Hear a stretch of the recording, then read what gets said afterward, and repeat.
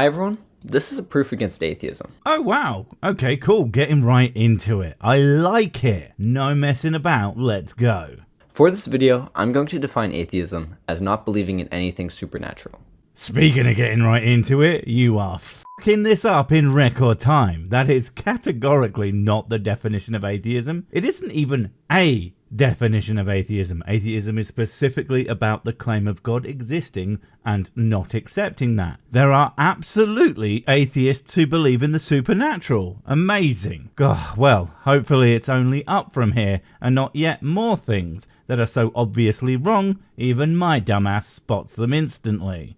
So only believing in the physical world. Try giving this a chance, I think it'll be worth it. Dude, you don't need to oversell it. I give all the ideas I'm presented with a chance. Unfortunately, they invariably turn out to be extremely stupid. And then I have to point out all the flaws, so don't blame me if it turns out to be the same with your big brain smart guy idea. To be specific, I'm going to prove that the average atheist has unknowingly two contradicting beliefs. Hey, that's not true at all. I completely knowingly hold loads of conflicting beliefs, like how birds don't exist and they are spying on me, or that I am handsome, famous and good at the sex, but also an ugly, less than Z-list internet celebrity who can barely be bothered to pleasure himself. I do it on purpose, so that I can never get any sleep. It gives me more time to drink the whiskey that I do and do not own all of. Belief 1 is something that everyone can agree on. Heh, we'll see about that, buddy boy. That you have a stream of consciousness, as in you will experience future events. I don't agree to that. I don't agree to that at all. At any moment, I could just switch off. Wish I was doing it right now. Also, there are people out there who absolutely don't experience things in the same way that I do. Someone in a coma may well be having a completely different experience of reality to me that does not involve time at all. Also, there are certain conditions that disavow someone forming new memories. So in some sense, they only truly experience the things that they can actually remember. So yeah, no, I don't agree. Pretty non-controversial. Only if you don't think about it for more than half a femtosecond, I'll give you that. Belief 2 is atheism, or some people call it materialism. Only fucking idiots who don't know what the hell atheism is. Atheism and materialism are entirely separate ideas. Now, you can be a materialist and an atheist, absolutely, but you can be an atheist and believe that things exist beyond the natural world. Many atheists believe in ghosts or crystal healings or all sorts of other magical shit. So, could you do me a favor and actually learn what the words you are using mean before you decide to try and refute them? It's fucking embarrassing.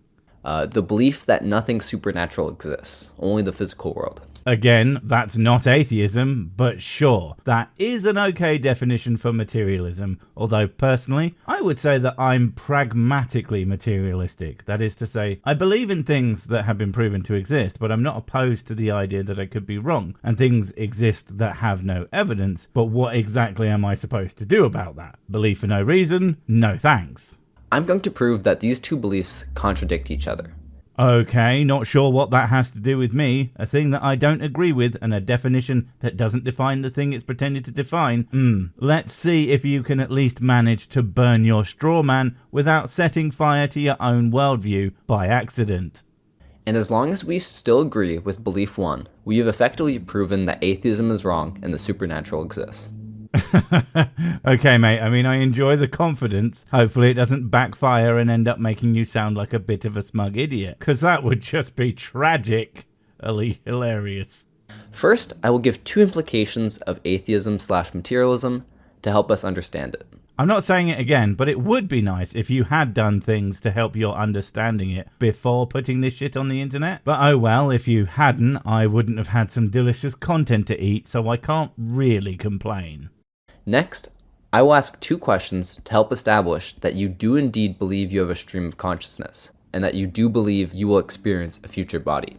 Well, okay, we shall see how that works out. I always wanted a stream, not of consciousness though, more of a stream of booze that goes directly into my mouth and also skips my stomach and goes directly to the brain. I mean, I don't even know what this thing is for. Useless. Lastly, I will ask question 3, which is the proof that will prove that these two beliefs contradict each other. Okay, here's the major problem with that though. You know how you fucked up the definition of atheism? The bit about gods existing and how it says nothing about the supernatural? Yeah, that kind of sort of completely ruins everything you're going for. Because even if your idea somehow proves the supernatural, okay, but that doesn't suddenly prove any deity or deities exist. Only that the supernatural exists, and all that means is there are things outside of nature, which, okay, great, that would leave me with a near identical set of beliefs, since you can't actually prove which supernatural ideas are true, only that some could be true.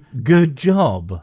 That a stream of consciousness denies atheism/materialism. At the end of question 3, you'll be forced to admit that atheism is wrong. So what are these two aspects/implications of atheism/materialism? I have no idea, but what's the betting they will be idiotic and demonstrate a fundamental lack of understanding that only someone with the biggest of Brians could possibly state without immediately vanishing from existence in a great big puff of cringing embarrassment. To help explain things, imagine these blocks are molecules or particles in the universe. Oh, do I have to? Couldn't you use something more interesting, like... yeah, that's better. The first aspect is that it does not matter if I swap the position of two molecules in the world, given that they have identical properties. I don't know, man. If they are my molecules, then I'm going to be pretty pissed that you were just going around swapping them willy-nilly. Since there is one aspect that is unique to those originals, being that they were mine, and the new ones are not. And I just like the original ones better, regardless of their apparent identical nature. Assuming that they have identical properties, swapping these two molecules should have no effect on the universe. The fact that you did it at all would have an effect. That's an action. It takes energy and some kind of will to do, it would seem. And if they are somehow swapping at random, how would anyone know that any of them swap? You see, there's so many questions, and your assumption, possibly quite intentionally, doesn't answer those, mostly because it makes it a whole lot harder to answer. And I am nothing if I am not going to be hard all the time. But that's a different problem between me and my doctor, and frankly, it's none of your business. I don't know why you even brought it up. Let me say this again. If the before and after picture are physically the exact same, and we only believe in the physical world existing, then by definition, swapping these molecules had no impact on the world.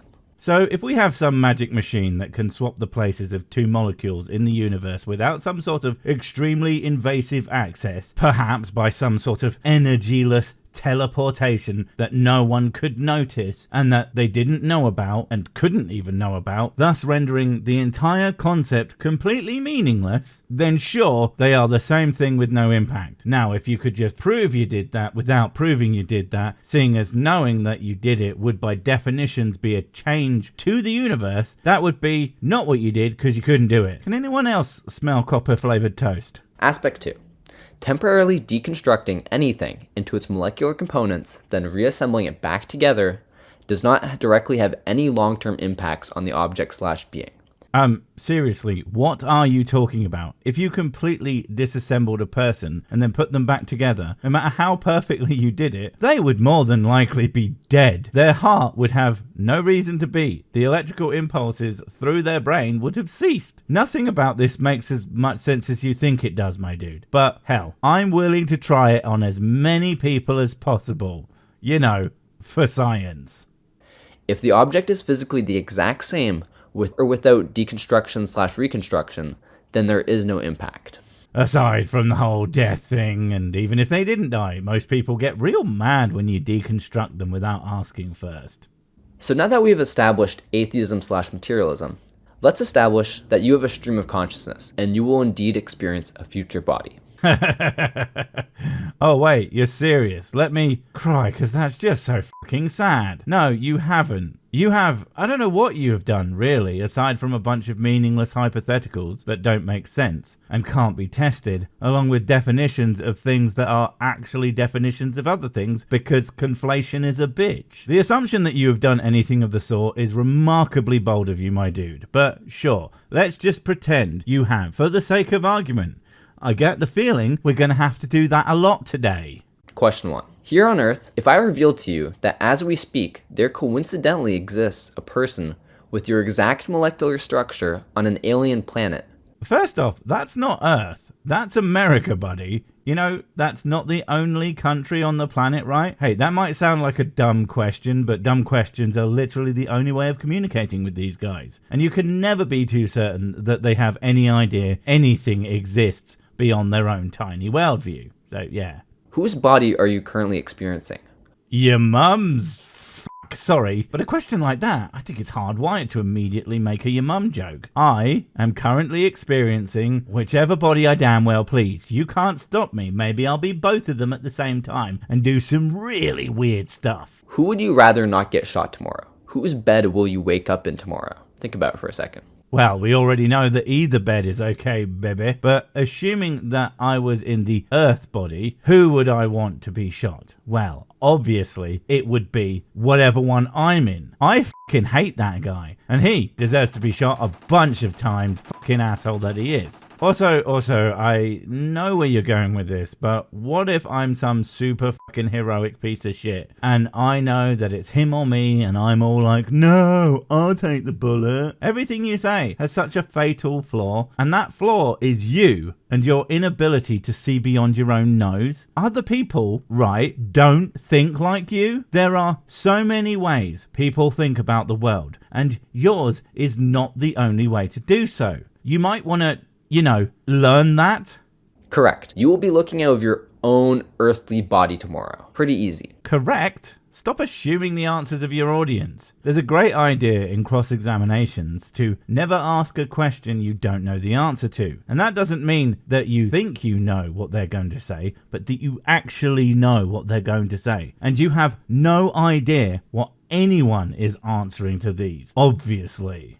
Tomorrow when you wake up, you're going to be looking at your own bed. Yeah, because that's where I wake up after having to listen to Stupid all day and not, say, a dumpster outside a pizza place on the other side of the country, or tied to a lamppost on one of the docks of a completely different continent entirely. Sure. What goes on in alien planets does not affect you. You would probably prefer that this random clone dies over yourself. You say that, but apparently I just found out that I have been cloned on some other planet, and that would affect me pretty profoundly. That is some existential shit right there. Just because it technically has no relation to me, the very fact of it clearly does. So weird that you think it wouldn't. And who would I want shot? Well, right now I'm leaning towards me, based solely on not having to sit through this shit anymore. That lucky alien bastard has way more to live for than I do. Unless there's an alien version of you, when can I choose both? Question 2. Pretty much the same question. The same question? Oh wow, because it went so fucking well last time. Today, here on Earth, if I told you that tomorrow, on some alien planet, a scientist will coincidentally build another person with your exact molecular structure, who would you rather not get shot tomorrow? What is it with you and fucking shooting me? Or at least versions of me, which frankly, considering how awesome I am, is a affront to all things holy and sexy. The fact that you want to shoot anybody is frankly kind of sick, and not the good me kind of sick. Whose bed will you wake up in next week? And remember, we're asking current you. This is before the clone is made, so there's only one person to ask. Earth you. No. Earth you? Wait, Earth isn't a curse word, is it? But it's such an awful place full of dickheads. Honestly, if it's not a swear now, I think we should make it so it is. I would love to tell some asshole to go Earth themselves, because it has so many plausible connotations. The answer should be, you wake up in your own Earth bed. You would prefer that this random clone gets shot over yourself in the future. What goes on in alien planets does not affect you. Again, being told any of this is literally something that affects me, unless I am the world's most blasé motherfucker. And again, you really cannot answer for me who gets shot, because you don't know what my goals are. You don't know my current mental state. You don't know what things I'm trying to achieve. So you can't just assume you know what I'm going to do, or anyone else for that matter, because people are fucking weird like that. If this isn't your answer, allow me to expand on question 2. If I told you that tomorrow you will get to eat the best food ever and you're going to get $1 billion, take a second to picture yourself eating your favorite food tomorrow, just imagine savoring that taste. But whiskey isn't even a food, and I already threw away my worthless stomach, so that's just going to make a giant mess. Also, I have a sneaking suspicion that this is going to be the same thing again, but even less compelling to get me to answer the way he thinks he's going to get me to. You would be pretty excited. Now, would you be equally excited if I instead told you that someone on an alien planet far, far away with your exact molecular structure was going to be built tomorrow and get these luxuries instead? Wait. Are you telling me that someone out there is going to have the amazing privilege of basically being a perfect copy of me and my fine ass? And then they get to eat my, and thus their favourite food. Oh man, that is just the most awesome thing I've ever heard. I am so damn jealous of them and that fantastic thing that's going to happen for them. I mean, it's their first time ever as well, having that experience. We all know there's nothing like the first time doing something incredible. Yeah, I am going to be way more excited for that lucky person rather than me getting to do something that I have done a million times. No fucking question, you giant doofus. No, you're not going to be as excited because you're not going to be the one experiencing it. So you, have never heard or apparently felt empathy, I guess? Never had a vicarious experience of sheer joy watching something happen to or for something else? Something that if it happened to or for you might not even matter personally, but seeing or even just hearing about something for someone else that they want or really need gives you an overwhelming sense of joy. Fucking hell, man. I'm getting kind of the opposite version of that, because fuck me, I feel bad for you if you don't know what that's like. Stop bumming me out. Unless you on Earth equally anticipate getting to eat that food in both scenarios, you admit that your consciousness is in a specific body. You acknowledge that there's a specific body you will experience in the future. Oh man, this is actually hilarious, because your examples absolutely did not do that, but I would say sure, this body I am currently inhabiting is likely to be effectively the same one doing stuff in the future. If the only possibility is your examples, because there is other examples that bring up far more interesting questions. Although I seriously doubt they would help your case, like having your consciousness copied into a perfect clone of yourself. Both original and copy would have effectively continuous consciousnesses, both with memories up to the split, and then one wakes up in the same body and the other doesn't. Which one is more real then? How would you know which one you are? Also, this idea that the alien planet version of me is the same is also absurd, since they are literally in a different place doing different things. So they instantly become different and not the same person anymore. You know, I'm starting to think this guy didn't actually spend much time on this proof.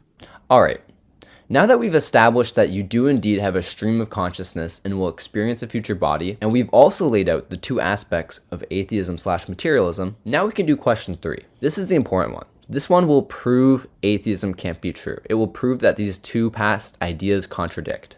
You have categorically done neither of those things, and I don't think you will do the third either, likely for completely unrelated reasons, but sure, go ahead, impress me. Question 3. Okay, imagine we were to do an experiment tomorrow. This will be you. One by one, I replace all of your molecules with new ones of the same properties, and then I put all of your old molecules back together, creating a second body. Which body would you prefer I not shoot? Which one are you looking out of? Whose bed do you wake up in tomorrow? Oh my god, what is this ship Theseus shit? And apart from the second bit, that happens all the time anyway. So are you the same person from 7 years ago? I mean, it's an interesting question, but it in no way demonstrates a god, or even the supernatural. You were able to choose a body in previous questions. Choose one here. Wrong, wrong, wrong, wrong. Wrong, wrong, wrong, wrong. And remember, the experiment hasn't happened yet, so there's only one person to ask at the moment. Well, I'm pretty sure that makes exactly fuck all difference, but sure. Now here's the great thing. Any answer to this question accepts that you disagree with atheism and you acknowledge the supernatural exists. No, it doesn't. The only thing it does is validate this guy's asinine bullshit that does none of the things that he thinks it does. Mostly because he doesn't know what words mean or how anyone but himself thinks. It's almost impressively stupid. There are 0 logically coherent answers that will allow you to believe materialism and believe you have a stream of consciousness. If you say you're looking out of the new matter body, then you disagree with aspect number 2 of materialism. This is because you believe that your consciousness is no longer in your old matter. I'm sorry, consciousness? Is that what this is about? Consciousness is an emergent property of matter, not some fundamental force of the universe. That's like saying if I built 2 computers out of the same hardware and put the same software on it, that they are somehow literally the exact same machine. Nobody would think that. What is wrong with you? If we redo the scenario, but the new matter didn't exist, and your body was instead swapped out with air, then you simply believe the act of deconstructing and reconstructing the old matter caused you to permanently die. You disagree with materialism. This is really starting to fall apart into some real gibberish. And I still have no idea how this is supposed to mean God am real. Atheism does the fake. If you say that you're looking at the old matter body, then you disagree with aspect number 1 of materialism. This is because you believe that your consciousness is not in the new matter. If we redo the scenario, but we never reconstruct the old matter, then you believe simply the act of swapping out your molecules with identical ones caused you to permanently die. You disagree with materialism. You believe the supernatural exists. No, again, that is literally what happens in the material universe. It is definitionally part of fucking materialism. I call this the molecular doppelganger dilemma. Regardless of your answer, you disagree with atheism. That's because all of the answers disagree with atheism. I call this a fucking stupid question designed as a gotcha, but just goes to show that the person asking it is a gibbering fucking moron. This is not a matter of I don't know. It's a matter of there is no possible outcomes that agree with atheism. This is because atheism and consciousness never went together well in the first place. You must accept that the supernatural exists. Atheism is wrong. Even if that was a coherent argument that made sense, atheism still doesn't preclude the supernatural, for fuck's sake. Religion hasn't answered question 3. My belief is that your consciousness is in your soul, and that your consciousness is in the new matter because that's where your soul is. And there it is, the whole thing. Atheism is fake because consciousness equals souls. But no fucking doesn't. And unless you can prove that, your entire premise falls flat. And then even if you could, your whole thing is completely nonsensical anyway, as you still have to prove souls equal God existing. And then you have to prove that the God is your God. And the whole thing just spirals into an infinite death spin of bullshit. So yeah, just because it's new doesn't mean it's not just as stupid as all the other ones. Well done. Wait, before you go, I have something super important to tell you. It's life or death. It will change everything forever. Nope, wait, it's gone. Oh well, probably wasn't important. But while I have you, don't forget to comment, subscribe and notify. And if you want more of my smexy voice, check out Mrs. Six's channel Spoonstaff Stories, where I narrate and voice all the videos, and she does the work. And if you want to support the channel, check out the merch store for cool t-shirts, or check out Patreon, memberships and PayPal to support directly. Finally, follow me on the medias of social to get completely pointless guff and to keep up on the latest releases. Oh, I just remembered what I was gonna tell you. Whatever you do, don't touch the